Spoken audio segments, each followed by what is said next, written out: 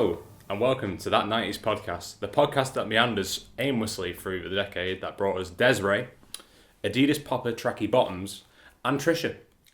I'm your host as always, Chris Mayer, and joining me is a man so 90s, he's only doing this podcast in promise of Freddos and Tazzes. It's only Mr. Thomas Mawson. I'm still waiting on those. I have an empty ring binder of non-Tazzles. Do you keep the wrappers, kind of preserved, Yes. Laminate them? That'd be good. Only Star Wars Tazzles though. Surely if you went to Costco, there must be a job lot of Freddos. I'd buy them all. I'd, yeah. Okay. How are you? Tremendous, thank you. Yes. I'm excited. Yes, I am. It's episode 3. So far we've done Gladiators, which was a roaring success. Funhouse. It was okay.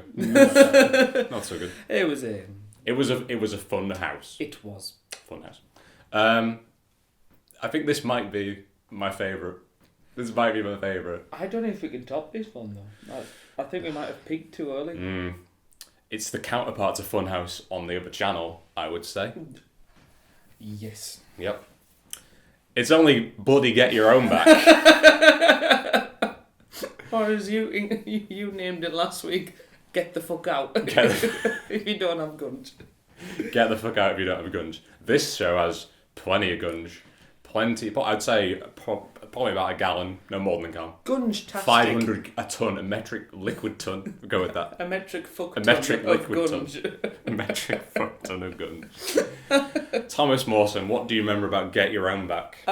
My immediate thought when I was rewatching it was that Benson Philips used to be one of my favourite ever people. Oh, we'll get onto DVP. Don't worry about that. DVP. I remember it being a lot of fun. But not a different kind of fun as opposed to Funhouse. Yeah, actual fun. It was full of adrenaline. It was a bit chaotic, but controlled chaos. Yeah. And was just unrelenting. It was just fast and great and didn't stop for a second. And it was a bit awesome. Excellent. I agree with all that. Mm-hmm. We're going to talk more about it as we go on, obviously. Because we watched an episode from that year again, 1997. It's like the perfect year for anything. What happened in 1997? Funhouse was aired. Funhouse was aired, and Dinah died. That's all I can got. That's all I've got really. One day you will tell us that story. There you go. Good films from 1997. Can't remember any of them other than Titanic right now, but there's some good films on it. Was it good? Commercially successful films from 1997. So, Get Your Own Back began on the 26th of September 1991 and ran till... Really? Yes. I did not realise it was that early on. I've done my research. No, I thought it was birthed late onto the night. No, we're right in the middle of its run, actually. Jesus. And it ended on the 1st of January 2004. This seems to be a current thing of ending a show on the 1st of January. It's yeah, you can have a New Year's Day special on on CBC, CITV. But then no more. That's it. No. Stop. This is the first show to break past the millennium into the new millennium. Which shows that there was actually a demand for it. Yeah. So, but only until 2004. By that point, they'd run out of guns. There's a gun shortage. Kind of it was on the extinct list almost. It's you have to... Dick and Dom attacked. Yeah, but yeah, actually they took that on, absolutely, and nothing was ever the same again. So, the aforementioned Dave Benson Philips presented throughout, and he was hosted by Lisa Brockwell from 2001 onwards. I had stopped watching by this point, so I don't remember this. So who was Lisa Brockwell? Exactly. Moving on. No offense, love. We're sorry. Okay. But yeah, she was towards the end. Dave, for some reason, was so modest to give up half his paycheck, his presenting duties to Lisa Brockwell. So yeah, and also the theme tune changed and went faster. But yes, we'll get onto that. That's your bag, not mine. How many series do you think there were based on that? I'm going to go for a modest... 14. Bang on the money. Yes! Oh, there's always... How many episodes though? Not 500 I guess. No, let's be honest, you've been way out several times in the 2 episodes, so... I'm going to say 142. There were 48 and you would have been there. Oh. And 190. Oh, wow. So there's a minimum of 190 people gunged. That's maths. That's maths right there. So yeah, you didn't know it was 1991. No. onwards. So between 92, it was kind of 91, 95-ish, I guess. There was like a fairground type set. Right. So it was like kind of like games would be based on like fairground type deals. Okay. And I think that kind of carries through into this a little bit, but we'll get A on bit to more modernised, yes. And the idea was the kids are actually preventing the adults from scoring points rather than the kids scoring points themselves. Oh. That changed as of 1996. I think Euro 96 was the big... No, it's not. It ushered a new age of games. Terry Venables came in and went, I can't deal with that no more. So, yeah. And that's the classic format which we're going to look at today. Yellow versus blue. Kids, points from 5 games. Get in the gunk. Gunge. I thought the Gunk, point gunk. system was very good. Okay. 10 points for everything. Mm-hmm. Very simple. gratifying. Kids very can add simple. up. Very Times easy. by 10. That's all. You know your 10 times tables. Add a 0. Done. I had now here that Dave could count basic Oh, in numbers multiples of 10. very well. Did you know that this show was nominated for a BAFTA? For kids. Wow. Like the Kids Award. It didn't win. In 1999, it lost out to Live and Kicking. See you in the future episode. Right there. I'm calling bullshit on that. As ever, we start with the gateway to a kids show, the theme music, and here is our composer for the evening at the night of the kids' proms. Sounds awesome. Let's go. Actually, let's listen to it first, and then discuss. Enjoy.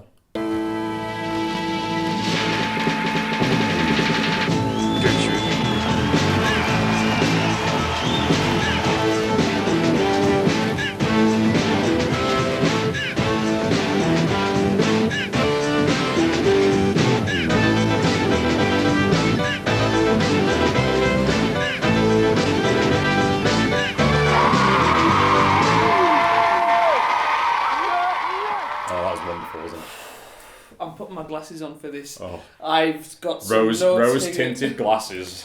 I'll let you go first, Chris, because I've got a bit more. Whoever put this together was clearly a part of the Big Beat Manifesto.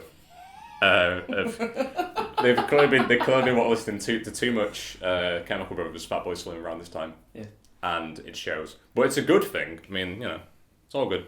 There's like a lot of those kind of dancey, 90s dancey, housey noises kind of spliced in, I suppose. It's very simple. At first, I felt a bit lost because there was no lyrics. You know, I couldn't. Yeah, recite exactly. them to you. That's you must have been lost. For I was a bit hollowed to start yeah, with. yeah. However, so it starts with what sounds like army footsteps. It sounds very militarian, followed by sci-fi gun sounds that you would buy at the pound shop. And then bad synthesized computer guitar. So you're saying the sounds that Star Wars left on the cutting room floor is what you're going with? That maybe like the Christmas special used at some point. Then the guitar hits doom doom doom doom. Mm-hmm. Then jazz piano enters. Jazz piano, yeah. I had jazz piano written down. It then turns into a song written by The Doors. It just descends into what is. I think there was a few too many late nights, shall we say? Yes. Late nights. I think it went back to the 60s for the last part of it. Jim Morrison composed it. I have here bearable. Bearable. Just about passable. I actually agree with you. Yeah. It not the best of what we've listened to so far, but by far not the worst. No, Definitely that's true. not. I'd like to make some points about just the general credits, the title sequence. Yes. Dave, the Benson Philips, dances around like a madman, as it fits very well with the music, in my opinion. You get a sense of like, oh my god, this is gonna be crazy type thing.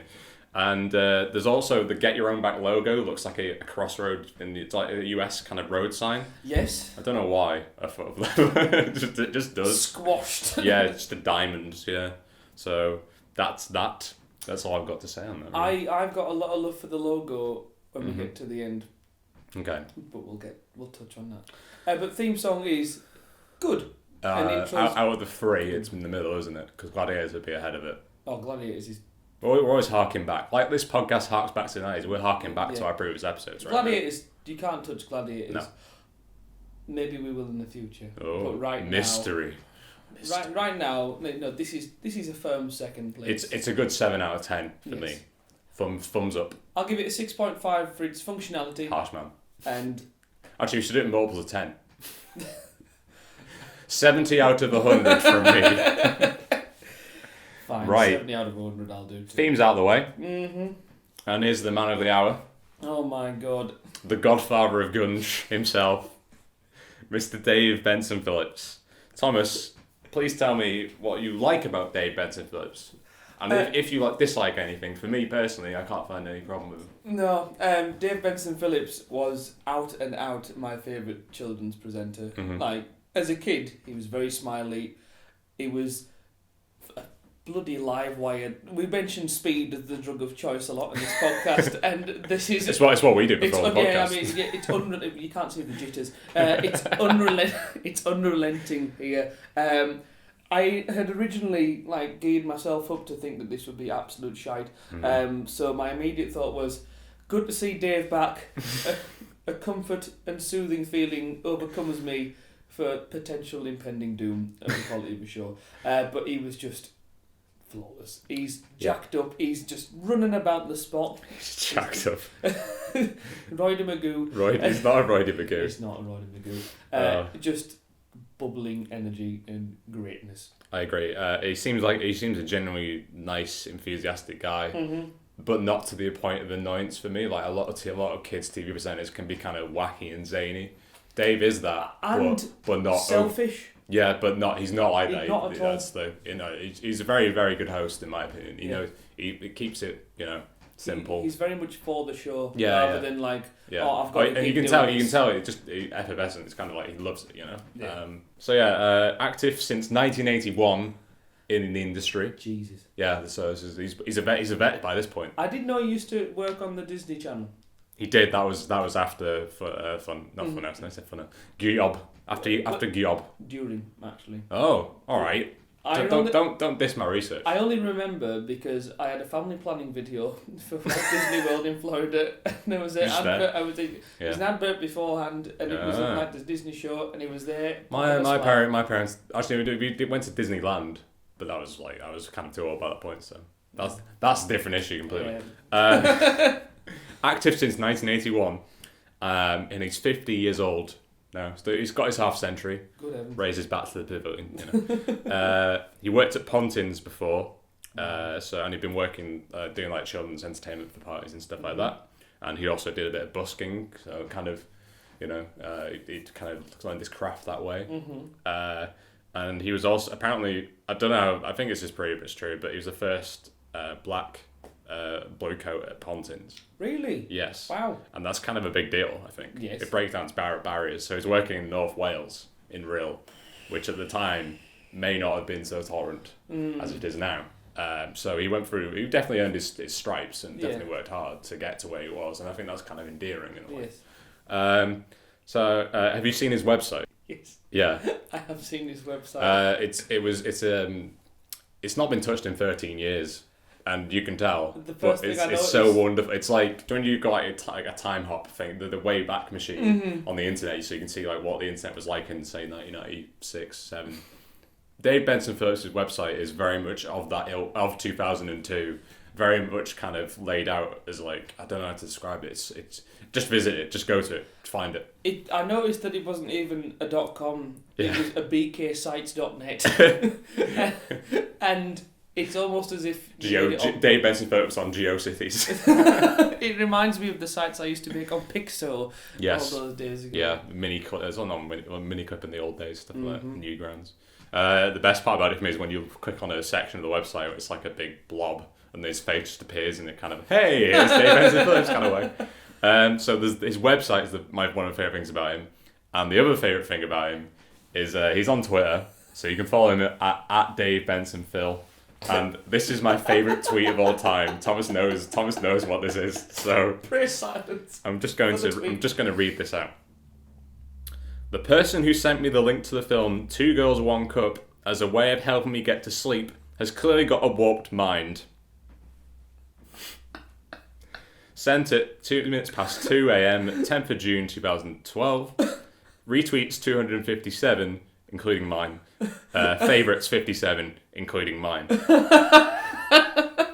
It's absolutely amazing. Just imagine Dave Benson Phillips just like he's counted sheep. You know, he's tried different sleeping positions, and then he asks Twitter, and expects a really nice response.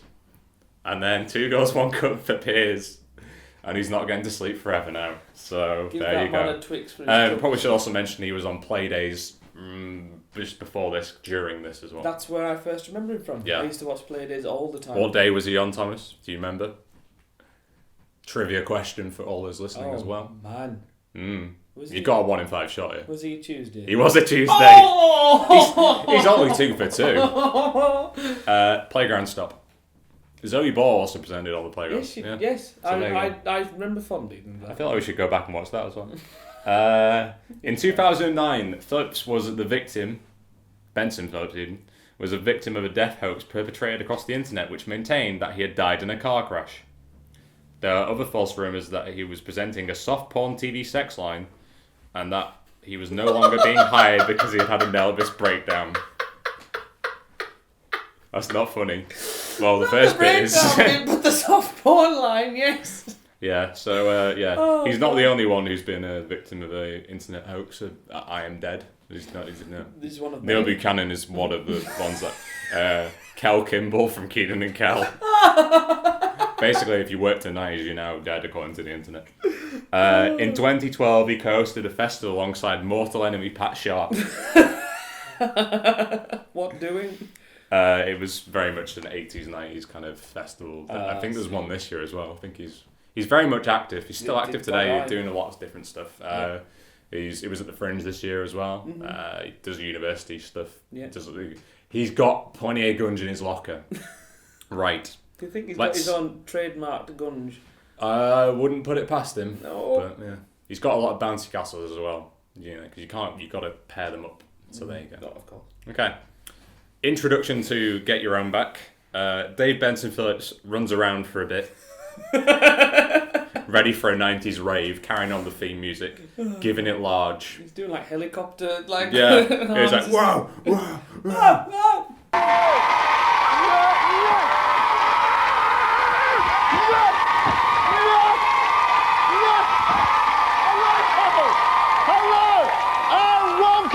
To the awesome contest that is Get Your Own Back. Hey, we're going to get on and meet the team. Again, drugs. Yes. Or just enthusiasm. I can't work it out. My favourite thing about it is that he appears and his choice of attire is amazing. He's wearing, do you know when you, like, if you come on TV, you can't wear the Adidas Free Stripes. Yes, yeah. So you have to have the 2. And if your parents can't afford Adidas, you're getting 2 stripes down your tracky bottoms. I was a 2-stripe boy. I was a 2-stripe boy. Until I was about 10. Then I got my first pair of Adidas pants. Yeah. That were glossy, had a little bit of a zip. Poppers. Although were they gone by that point? No, I didn't have any popper pants. Oh. Really? Wow. Not that I remember. Deprived. No Adidas popper pants anyway. No. They bought me some and they looked like... Sorry for a wrestling reference. Oh, it's every week. Every month even. They look like the wrestler's tests pants, which I loved. And I used to defend my pants against... The wrestler of the month is Test. I used to defend my pants against my classmates because I said, well, they're waterproof. Yeah, everybody laughed. You go wading. Yeah. I could go fishing, so, but others couldn't. He's wearing a green 2-stripe Adidas knockoff shirt and combine that with orange slacks. And that combo is like the 90s is like, that's the reason, the worst thing about the 90s for me is the use of like colours like lime and orange and silk, like kind of really pastel-y colours. Mm-hmm. That are kind of, do you like the colours you'd use to, say if you're in Microsoft Excel and you want to fill a box with something? Yes. Like the set things for a palette. There's no like faded colours or anything. It's all just has to be so bright that it like burns your retinas. It's like a resurgence of pop art in bold colours. Yes. And Dave Benson Phillips is apparently the main perpetrator for that. Mm-hmm. He reminds me, he's basically wearing the colours of Werder Bremen, so I'm getting my German football team in this month. So Adidas, but not as we know it, basically. The intro, like Pat spent fucking ages just talking shit, basically. Dave, no shit patter, straight into it. Oh, yeah. So we're going to do the same, Let's go. pretty much. Right, 2 teams, the Yellows and the Blues. Yes. We'll pick sides in a minute, I suppose. Uh-huh. Yeah. My favourite is like he introduces the the kid on the yellow team first. He's 9-year-old Robert from Birmingham, and he's carried out on a cart seat. Oh, I love like this. the ones you'd see in football benches, kind of for managers and such. The guys carrying him did not give a shit. No, But the I was worried they music could drop him at some point. Yes, the music was triumphant. It was Rocky Balboa. That's what it was. It was Balboic. Fanfare, ahoy! Yes. All the way from Birmingham, 9-year-old Robert Barrett. Whoa! Oh, look at this. Thank you very much. Benson's voice bringing him in. Look at this. Every inch the boxer. Robert, mate, are you all right? Yeah. And the reason why he's getting his own back on his dad, Can Bruce. we refer to him, please? I've got a Bad Bruce. Bad Bruce. It's an ironic name because he's not bad at all. No. Right. So Bruce comes out in a cage. Like the smoke was like pyro. Just like thinking about it makes me laugh. He's in the backstage area. He gets pushed out in a cage, just like let Feathers me out. McGraw. Yeah, and the music sounds like a reworking of ZZ Top's Sharp Dressed Man.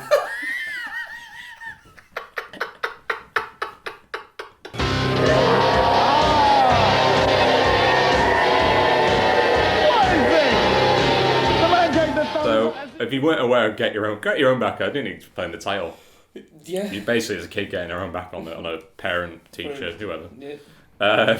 That's what, we're not doing the intro. No. Dave didn't tell us. No. I don't need to tell you. So there's a now and then Dave asked him why are you getting your own back on your dad Bruce?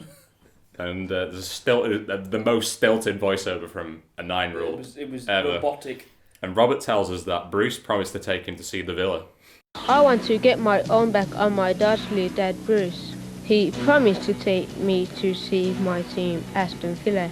But when we arrived at the ground, he'd forgotten his money, his checkbook and his credit card. So I missed the chance to see the villains play. He committed a real foul, Dave. So help me even the score by sending him into the gunk dunk. But he forgot his wallet, so they couldn't get in. And his checkbook. His checkbook. Basically, there's no way of paying to get in. Forgot his financial Nowadays, things. you pay for tickets before you went to the ground. Villa at this time were quite good. Yeah. They're okay, solid. Not like they are now. They're written. And there's photos of the incident. In later series, they'd actually film stuff with the parent and child interacting. Which would But- obviously be like pre-organised. Yes, but the photos are also like a reconstruction. It's not Crime Watch. I don't Bruce is there just like I don't know. I forgot my money. Oh no. And Robert's like got his arms crossed and going, oh. I'm mad now. Right. This is an honest okay. On the voiceover, he says he's committed a real foul, Dave, in a really Yes, really stunning yes. way. I was like, oh my god, please no more was football told- it puns. was told And to- there's plenty. Yeah. But this is an honest mistake by a dad. It was. This is not a reason to put him in gunge, It looks in my opinion. sad. Yeah, Bruce has clearly just been, kind of taken by surprise by this, this What get if your he- own back What if he couldn't event. actually afford to go to the football match originally? And Yeah. he just wanted to impress his son and make Yeah. him happy, and then his Yeah. kid's getting his own back on him. What a dick. He didn't see Dwight York. I'm very disappointed. Oh, I remember Dwight York. Oh. That's a past. Oh, So yeah, it just seems like a genuine mistake to me. yeah. And but I don't think that's fair. And it's kind of this whole thing of like they have to create a reason to get your own back, and that kind of takes a bit of the gloss away from me. true. There actually has to be a genuine reason for gunging people, in my opinion, and there's not. The son is the villain rather than the dad. I'd Yeah. say. So the Blues, Yes. the Blue. Oh, it sounds like you've got more to say about the Blues. I do, yes. 12-year-old Claire from Crawley, she's getting her own back on her mum Carol for making her daughter promote her theatre show, basically in costume. Unclear how repayment was made by mum, and this and she's less stilted on delivery here, and she actually made a pretty good case for why she should gunge her. I was much more behind Claire. Yeah. And Carol is very feisty in the cage, wants to get out straight. She's probably hamming it up like a pantomime. She looks like an escaped extra from Bad Girls.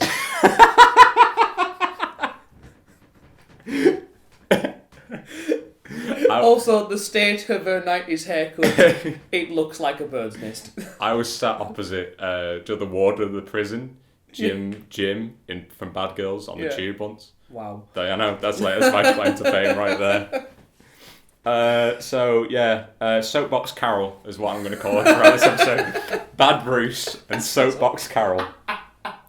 So obviously they're kind of introduced to all that stuff, and then you get your first glimpse of the gunk dunk. Dave's Cauldron.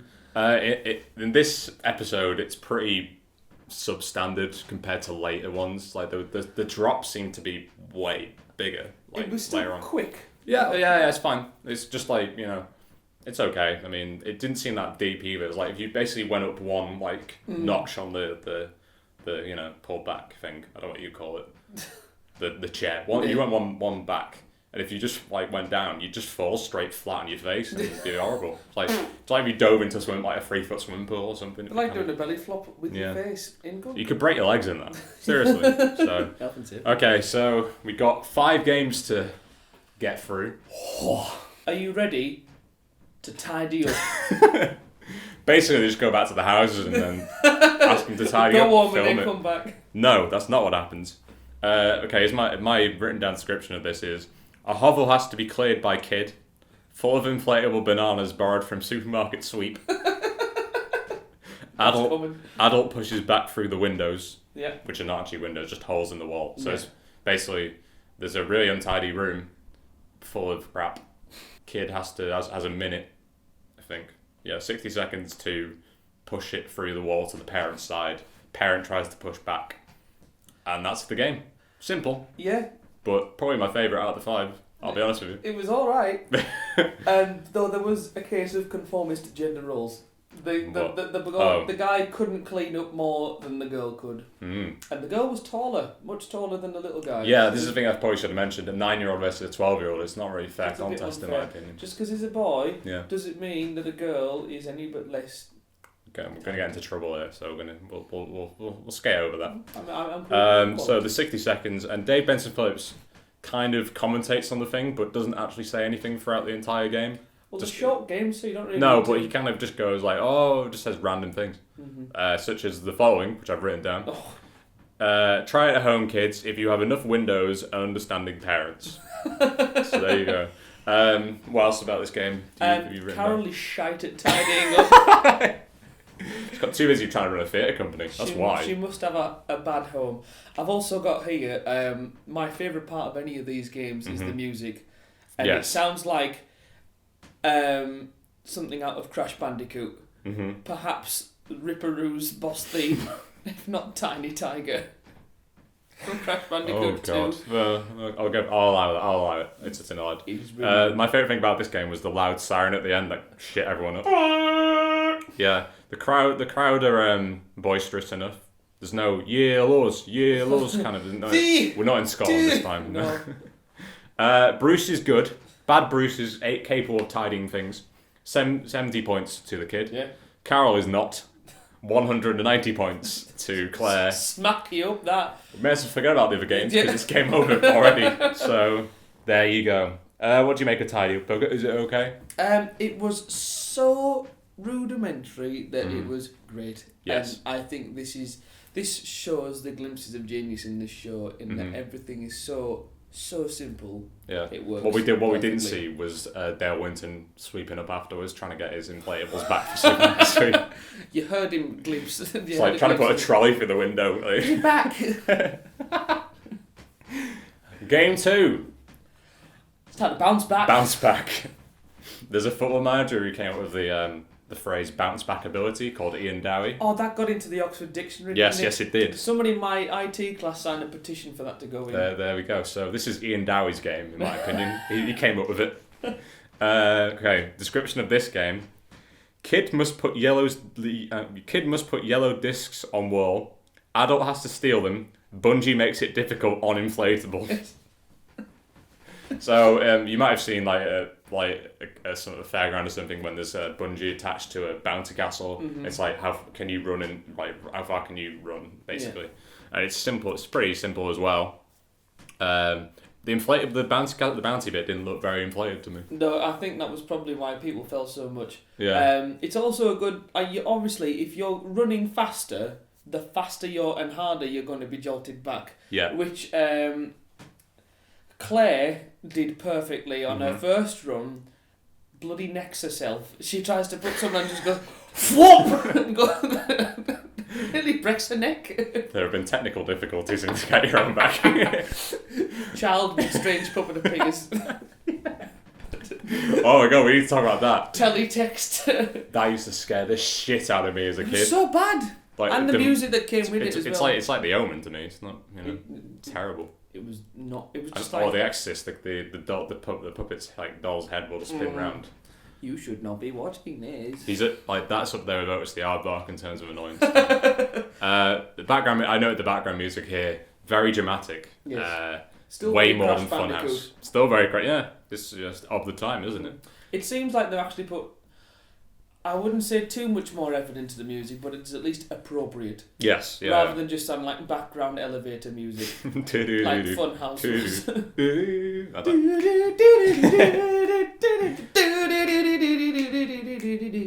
2, 1, go! All right. A game here of give and take. And it's also very, very amazing. Oh, look at this! It can't even get anywhere near it. Every month. Okay. All day. 45 seconds this game. I know. Merciless. I'm going to make the same point I made last time. You're coming down here for effectively 5 minutes of game time. Super sub. And What about are you 4 doing? hours of waiting. Yeah. My main point from this is the yellow matchup is an eternal struggle twixt boy and dad. Blue is not. Yeah. 80 to yellow, 50 to blue, and that's game 2. Yeah. So at this point, yellow's caught up a bit, but blue's still decimating. I thought some of the running looked like reversed, like looked really good when it was going backwards. I've got down here that the what's her name again? Carol, Soapbox Carol is far Carol. better at stealing than she is tidying up. And she was Which says a lot about the parenting that's gone on, really. Yes. Yeah, absolutely. She took 2 at a time, therefore got disqualified. Which Dave, to his credit, did know. So Dave doesn't sugarcoat. Like if one of the kids is doing bad, he's just like, yeah, it's not bad, but the other team's doing much better. And then the poor little kid, the 9-year-old. I thought Robert was going to cry at one point. Robert probably felt like shite. Yeah. Well, he would because he's a Villa fan. Hey! I've no right to Football's coming home. Sorry. I'm not a football fan. I've got no right to wing at that. No, it's fair. Game 2. What did you make of game 2?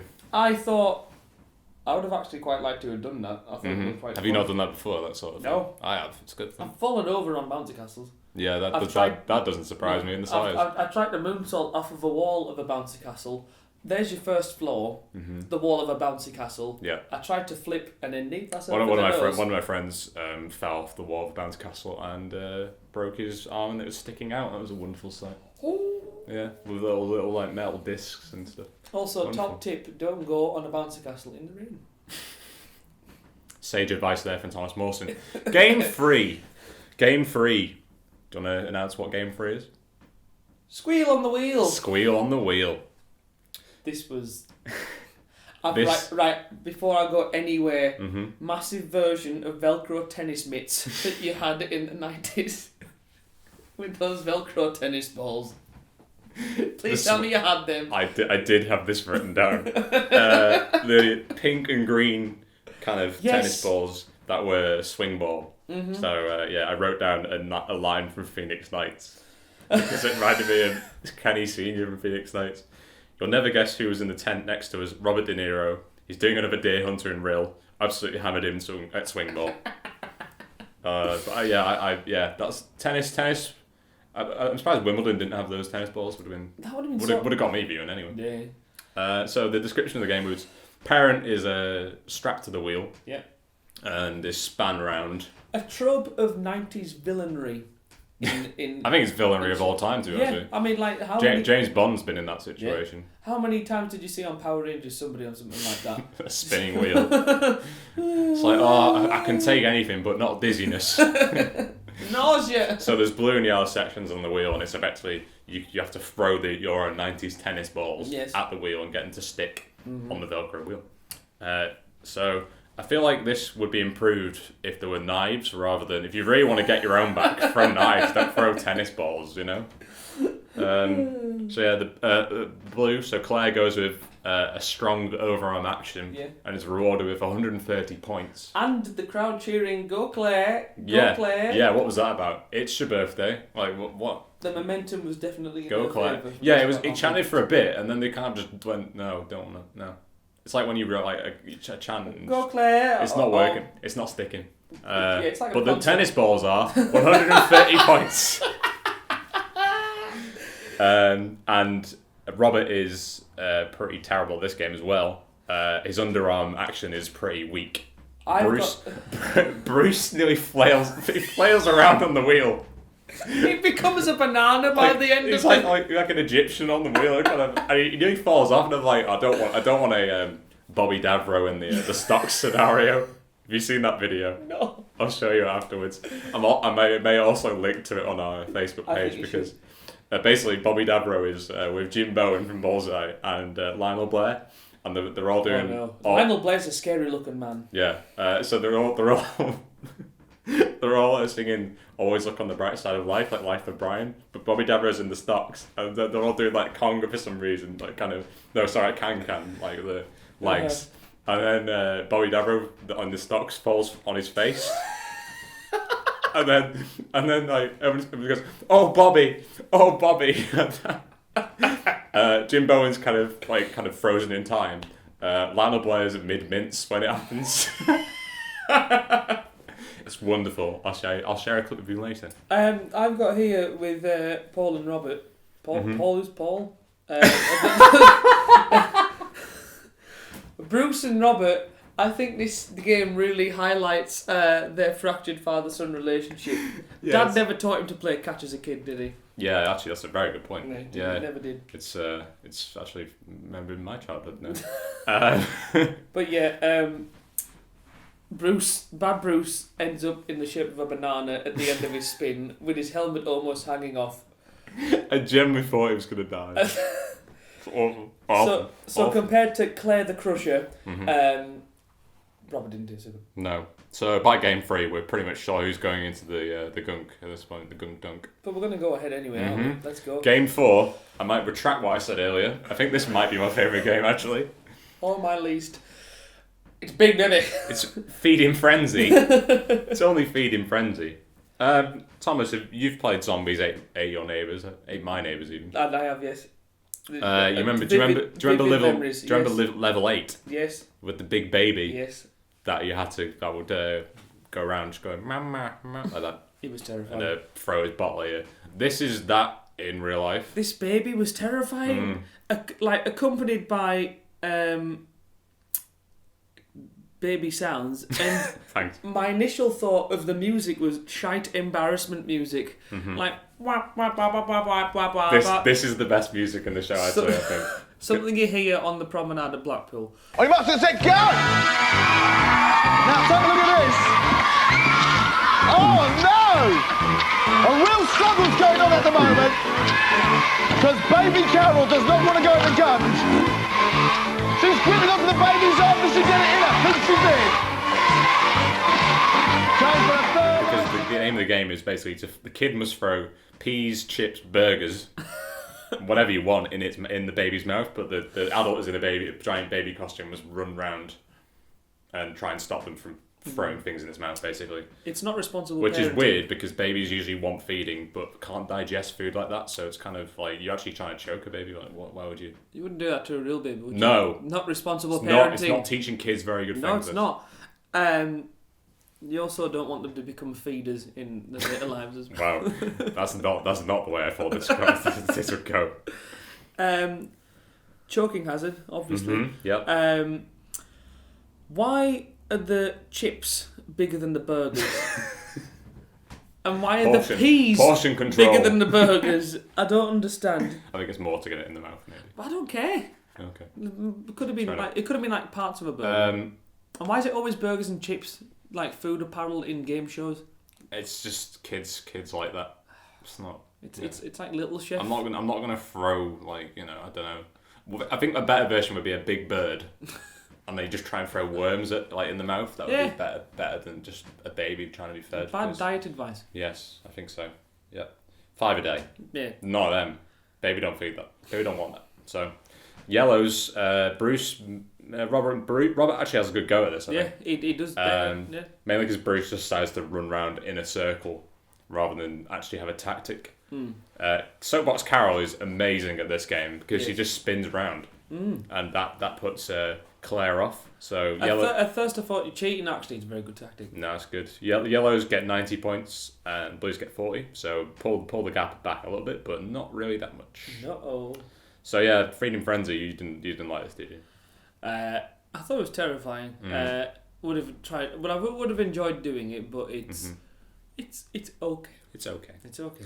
I thought this is kind of my favourite one, but I think it's mainly because the music was so good. It's amazing. I think we might have to splice a bit of audio in for this because bingo. Done. Game 5. Chicken and egg. Which came first? Technically the egg. Okay. According to scientific fact, because no. Did I get that wrong? I read it somewhere. I'm trying. Yeah, I read it. I read it in a book. I read it on a board once. But we could have a whole discussion about the chicken and the egg, and we get nowhere. Shall we not? No, let's not. There's a ball pool. Yes. Not like one at a wacky warehouse, really. It's, Again. I know, but it's. I'm trying to hold back the tears, Chris. Yeah, I'm sorry. I brought it up again. I'm very sorry. I know. I was sad you are about that. A golden egg, eggs plural, are protected by adults who are dressed as giant chickens, and kids must steal the golden eggs. I don't think this is a good example of kids either, because they could reenact this by going whether they could visit a farmyard, try and steal eggs, and then egg and flowers from kids. And it's nice internalized, but for real life, it's bad. It's also a joke around. Double points. Oh yes. Double points. Yellows are better, but not good enough. Fairly good tactics from blue again to basically shield the egg at all costs. And so much so that she had to go underneath it. She wasn't very good to start with. She couldn't get hold of her eggs. No, she got an early. This feels like post-match analysis for games like she had a good start to the game, good start, good technique, Yes, but then faded. Yeah. Yellows do better, but not enough. I don't remember what the points were for this game because I just kind of whatever. Final score: Bad Bruce and Robert 370, but Claire and Soapbox Carol are going to the dunk 450. That was so Dave comes over. Dave's not really been part. Dave's just there to kind of oversee it. Really, he's kind of not really the adjudicator. He's not overtly in your face like Pat Sharp. Fuck you, Pat Sharp. Sorry, every Can I say it as well? Yeah. Fuck you, Pat Sharp. There we go. Bruce is a nice man. Yeah. Which we already discussed. He had a great time. He had a good time. He did say that. Despite all the cruel jibes and about his lack of wallet, may have been stolen. It wasn't very clear. It might have been jobless. Yeah, it's like, just wait, mate. Wait, you can go to the villa whenever you want. It's not now. Not that expensive. No, but they want a little bit. So Bruce is a nice man, and Dave hands him a souvenir photo of trademark Dave Benson Philips smile. The yellows and the blues. And Dave Benson Philips with a very enthusiastic grin on his face. And it's wonderful. You can hang that in his office, if you wanted to. Lovely. And, like Funhouse, the gift of choice is a Giob bomber jacket with the logo on the back. I must say, as we're rattling through these shows, not many beat the T-shirt and jacket of Get Your Own Back. It's true. In terms of want. Yeah. So Chris, if you were presented with the acronym GIOB, Yes. What would you think it stood for? Green, yellow, or blue. Yeah. It's the Y that's hard. It is. Yeah. If it was 3 letters, it wouldn't be so bad. No. Grab your own biscuits. That could be a game. Probably was a game. Great yogurts on bricks. Yeah. Geese yell on Brixton. There's a lot of bricks here. You spent a lot of time on this, haven't you? Or bees. Bees. Yeah. Bees. Grotesque yak opens beans. I'm out. That's it. Thanks for that lovely section of acronym hell. It's time for the gunk dunk. Oh! The pièce de résistance of Gyop. Yeah. GYOB. Bring your own beer. Get your own beer. Bring your own gun. The gunk dunk. The crowd, as I chanted before football's coming home, she's going in for a bit. Did you notice that? She's going in. She's going in. Yeah. Doing, she's going in, and then it just stops again. I noticed another disturbance in the crowd. Well, yeah. Crank it up! Crank it up. Crank it up! That was the main. Yeah. I noticed that. I didn't notice that other one. That's strange. Yeah. But it's like a year on from Euro 96. I mentioned Euro 96 a lot here. I mean, it's just the way it is. And 7. The crowd have pom-poms as their, here's what you have in the crowd. Oh, yes. Let's make it look exciting. Pom-poms are the thing of choice this time. So, what do you make of that? I forgot that happened. Yeah. I didn't even realise. Fair enough. It wasn't So, horrendous. Soapbox Claire, Carol even, is she's going into the gunk. She was fairly content from round 1 because she knew she put in a bad performance in round 1. She couldn't tidy up. She's going in. She actually said, "I want to repent for my sins." Yeah, it's not that bad. No, to be honest, it's not good. You're gonna have a shower afterwards to cool yourself down. Yeah. My sister claimed that she was allergic to gunge when we were younger. I think it was mainly to avoid this scenario of, like, say someone got around back on her. Then did it work? She was on a certain kids TV show. She was on Blue Peter when she was 10. She won a competition. Met Jamie Oliver and Matt Baker. Oh, yeah. Well, the one shows Matt Baker and schooled in as Jamie Oliver of Jamie's Italian brand. So there you go, Thomas. I'm going back to ask you the 3 questions that were asked to Soapbox Carol. Are you ready? No. No. Do you remember any of them? Yes. Okay. Except for this first one. Drum roll. Sounds like a bit of cymbals, like kind of. Yeah. Timpani. Yeah. Okay. Who is the lead singer of Wet, Wet, Wet? Fiddlesticks. Fuck. I'm going to have to press you.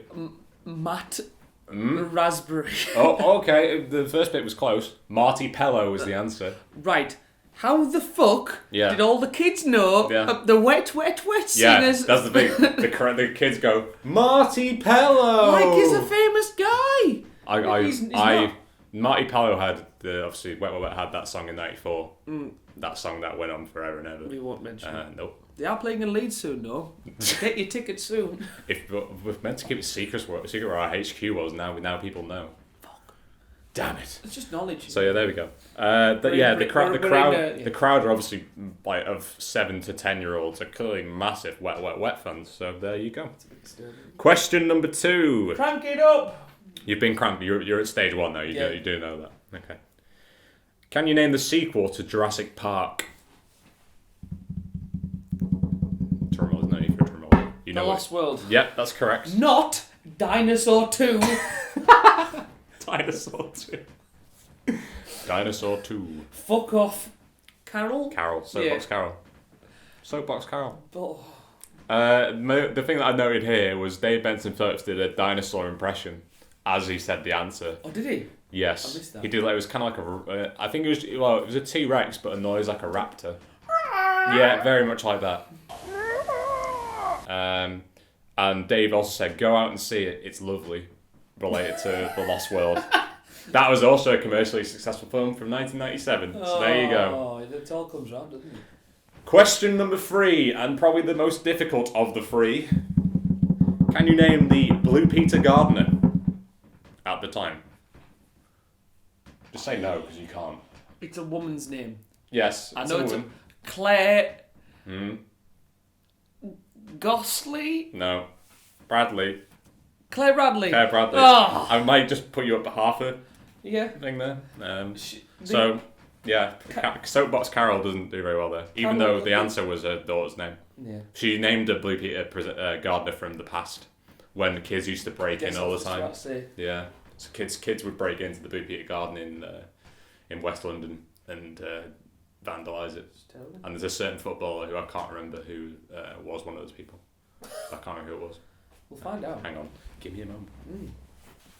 Les Ferdinand. So Les Ferdinand. What a bad... One of England's top footballers and allegedly another could be implicated in the infamous 1983 vandalism of the Blue Peter Garden. The wrecking spree discovered one morning at the BBC Centre in West London shocked a generation of schoolchildren and devastated, that was in air quotes, the Blue Peter gardener Percy Thrower. That's who. Yes. Soapbox Carol answered. In a digital TV sports programme last night, the Tottenham and former England striker Les Ferdinand admitted he was in a gang with the current England midfielder and Chelsea captain Dennis Wise. This is written in 2000. When they were growing up in the area, he told the BBC Choice show 45 Minutes, "We used to get into a bit of bother around here." So there you go. Well, Les Ferdinand. Scum. Scum. What a bastard. Indeed. So it was Les Ferdinand who broke into the Blue Peter garden. So there we go. she answered all 3 questions incorrectly, Chris. She did. What happens you, now? You only got one, so one right yourself, to be honest. 1.5. So during that, it's cranked up. She's right at the top. She's going in. She's going in. So there's a bit of like the kid would pull the lever. There might be a button in later stages. And zooms down there about 60 miles per hour. I'd say probably something like that. Yeah, It's quick. Yeah, it's quick. Actually goes through the floor. Into the bird poo pool. Yeah. I seem to remember the gun, always forget your own back, was kind of twister coloured, like just yellow and green all the time. Yeah. You know? And then there'd be like a phrase written in it, but not like John 316 or something like that. It'd be kind of, you know. This week's episode was Giob. Yes. It was Giob that was in there. Giob. So she got in. It looked like, or it may have been, birds held captive above, routinely diarrhea shitting on her head. Birds in the rafters. Yes. Dave's pigeons just up there. Dave's pigeon Dave's sanctuary. pigeons, yeah. She was a bit of a mess, wasn't she? A bit, yeah. But you could arguably say that before. You need to get the priorities sorted. Anyway. So yeah, I think we both wanted the blue people to the blue team to go in. We did. A yellow team, I don't really see None the of them point. should have been there. No, but I would have been just as happy if Claire and her mum were the only contestants in the show. I mean, is it fair to say that the whole show's leading up to this point, but if you had like a compilation of people being guns, it would kind of get boring after a while because it was like. But I could watch the games as much. It's kind of I think the games are understated, fairly simple, not complicated because they kind of. But building up enough towards the thing that you want to see. There's actually a kind of an attempt and a kind of you work hard to gunge your respective adults. You know, I think the scoring system. Might be a bit serious to talk about. Wow. Well, I thought the gaming show was very clever in that it made the kids feel validated in there was actual progress. Unless you rob it. But it still gave you the hope. Yeah. And it wasn't, you didn't get a question right and it'd be 224 points like it would be on Funhouse or something shit like that. It was just simple. It wasn't an obscure number. It was easy. So will you say that like Pat didn't do any teacher training for maths, but Dave did? Do you think? Pat didn't do anything. No. Pat. Dave at least had his basic 10 times tables down. Indeed. So Soapbox Carol's like swimming around in the gunk and the slime. And Dave's pretty happy about it. He seems pretty, I think he's happier than. He's like, really happier than Claire. Time to clock off right now. So, and speaking of clocks, that's my segues are wonderful. I wish they weren't planned. That wasn't really. Yes. So yeah, a clock trophy is the grand prize. I completely forgotten about this. Yeah. It's amazing. Yeah. I want it now. Who has a clock now? I mean, but that's a digital clock. The thing you've just pointed out is the digital thing. I mean, like an actual, like a grandfather. A mantelpiece It'd be clock. amazing if you had a grandfather clock and then just stuck Dave Benson Phillips' face as the clock face. But he had to carry it out each time, just a massive... Right, here we go. All the way. lads with the chair. Can you help me? No, Dave, I can't. It's not bargain hunt, so... No, it's not, you're right. So yeah, clock trophy and the bomber jacket. If you're wondering why the prizes in Funhouse are not equivalent to the prizes in BBC, it's a public company, therefore they couldn't really do that because they couldn't get like sponsored deals to do that. Yeah. So you'd have to have a lot, basically about 190 clock trophies and 380 bomber jackets. Sorry, 720 bomber jackets. Both people got to get a bomber jacket. Yeah. That's good maths right there. It is. 190 times 4. Well, it's probably 720. No, it's not. Shit. Cut that out. That didn't happen. Yeah, what I like 760. I didn't feel like That's they were- wrong as well. Shit. Stop it with your bad maths. We can rely on Dave Benson Phillips, but not you. It's 760. Whatever. What I didn't feel like if I was a kid on that show, I wouldn't have felt cheated because you were building up so much to this. If you got the points, a guaranteed thing of your parents getting dunked in. Uh-huh.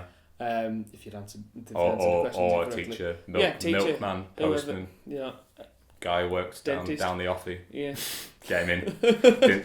That'd be a good reason, actually. Ice cream man. I want to get my own back on John at the offie because he didn't sell me White Lightning when I'm 13. So, yeah. Do you think there's possibility? I mean, he does it like for on the fringe and university stuff, but do you reckon there's a feasibility in bringing it back to TV or not? No.